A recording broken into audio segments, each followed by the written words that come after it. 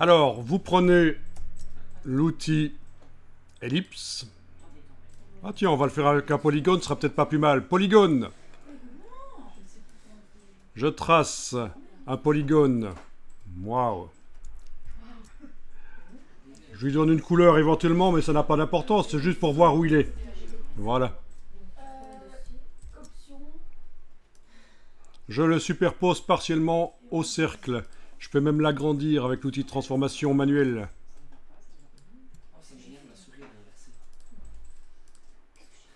D'accord.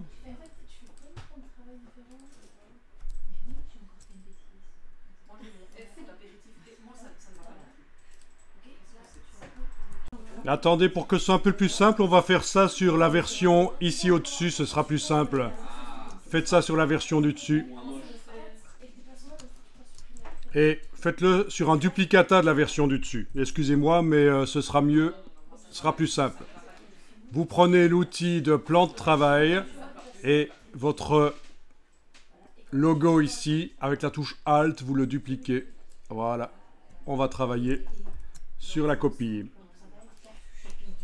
Waouh. Ah, il y a... Je fais CTRL Z, il y avait un petit problème, le cercle là, il est verrouillé. Donc je dois faire objet, tout déverrouiller. Voilà, il vient de se déverrouiller. Et donc avec la touche Alt et l'outil plan de travail, je peux déplacer. Donc ici, je prends l'outil polygone et je vais tracer un polygone. Voilà. La couleur, peu importe, je lui mets une couleur de fond. Et je le superpose partiellement au cercle. Et je peux encore après le redimensionner avec l'outil de transformation manuelle. Touche Shift. Voilà. Voilà.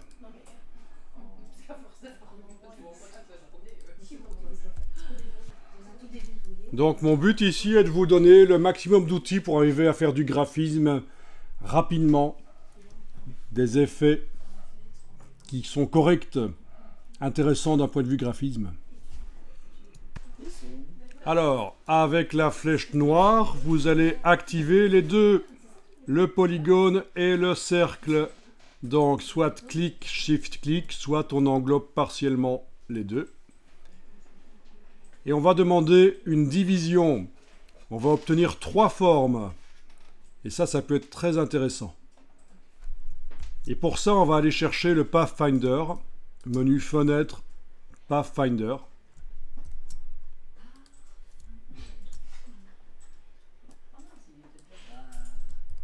Et on va utiliser la fonctionnalité division. Donc vos deux formes sont activées. Vous cliquez sur division. À partir de là, oui, les formes sont passées devant, mais c'est pas grave, il suffit de faire objet, disposition, arrière-plan. Voilà. Donc à partir de là, on va essayer avec la flèche noire. On clique à côté. On clique sur une des formes. Ben non, ça ne marchera pas. Il faut utiliser la flèche blanche plus parce que ça a été mis dans un groupe. Flèche blanche plus. Je clique à côté. Je clique sur l'objet. Et je déplace. Et vous avez une division.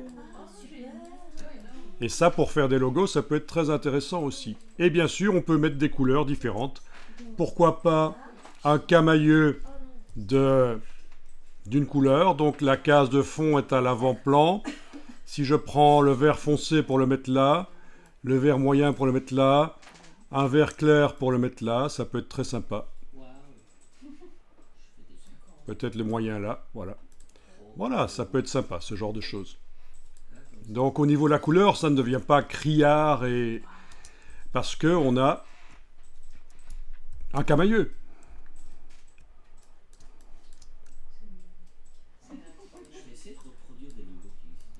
Vous allez sauvegarder ça, enregistrer sous.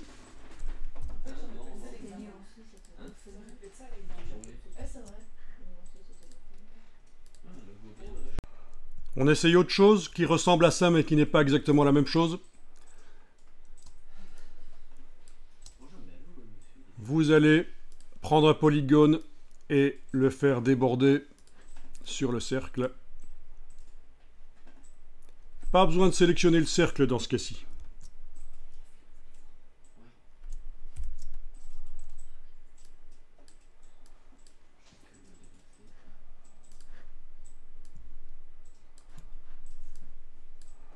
Pas besoin de sélectionner le cercle. Votre polygone est sélectionné. Et vous allez demander Objet, Tracer, Diviser les objets inférieurs.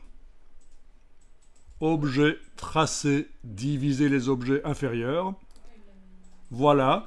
La différence par rapport à ce qu'on a fait juste avant, c'est que là, l'objet qui divise disparaît. Mais si on prend la flèche blanche plus, on va pouvoir cliquer à côté, cliquer sur l'objet, le déplacer. C'est une autre manière de faire. Enregistrer le document.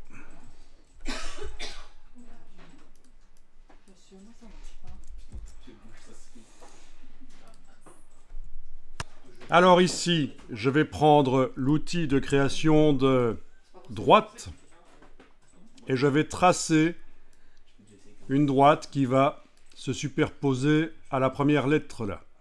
Et avec la flèche blanche sans le signe plus, en cliquant à côté, puis en venant cliquer dessus, où est-elle? Si je ne sais pas où elle est, c'est commande Y. Pour passer en version sans couleur. Voilà, je traverse ça. Éventuellement, je fais une diagonale comme ça. Et vous savez ce qu'on va faire.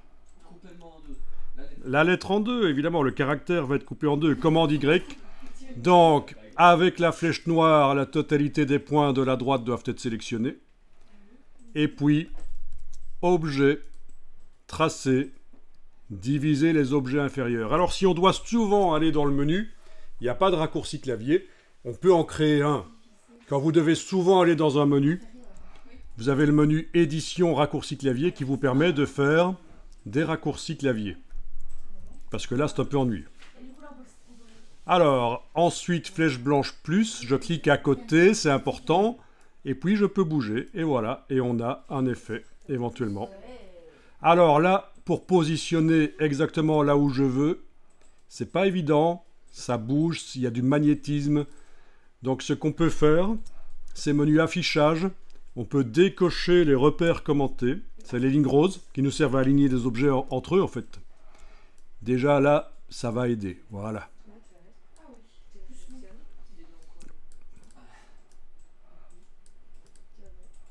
Donc, on fait...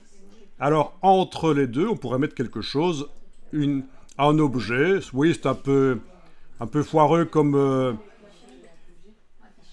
logo quand on commence à jouer, à insérer des objets entre deux caractères comme ça. Mais pourquoi pas? Ce serait une solution. Voilà. Ou alors on fait juste un effet comme ça de cassure. Voilà.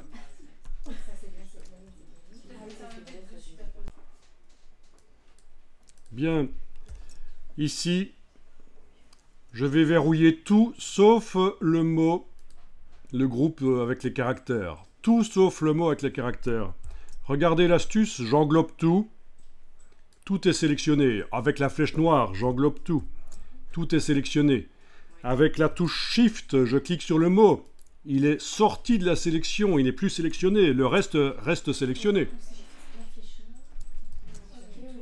Et je demande Objet, verrouiller, sélection. Comme ça, je verrouille tout ce qui est derrière le mot. Le mot, lui, reste accessible. Et là, vous allez pouvoir manipuler les caractères avec la flèche blanche.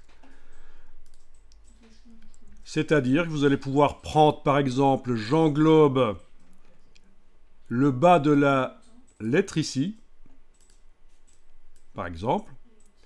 Évidemment, le cercle vert chez moi derrière ne se sélectionne pas parce que je l'ai verrouillé. Ensuite, je prends comme ça. Et pour que ça se déplace parfaitement à la verticale, j'enfonce la touche Shift et je lâche le bouton à la souris puis la touche Shift. Voilà. On peut faire la même chose pour d'autres caractères. Par exemple, ça, je vais l'étendre comme ça. Je vais prendre celui-là. J'étends comme ça. Voilà. Tout est possible. C'est un peu moche. Je vais faire commande Z plusieurs fois. CTRL Z. Là, je sélectionne. Je monte en enfonçant Shift. Et voilà.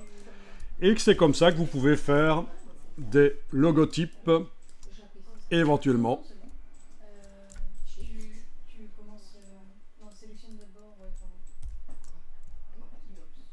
Vous enregistrez le document.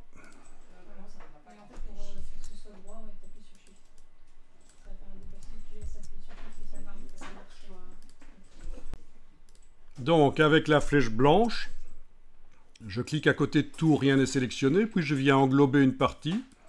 Et je ne prends pas par le caractère, c'est le segment ici que je prends. Voilà, le bout. Et avec la touche Shift, si je veux, ou pas, je peux faire quelque chose qui est penché, pourquoi pas. Ça peut être sympa.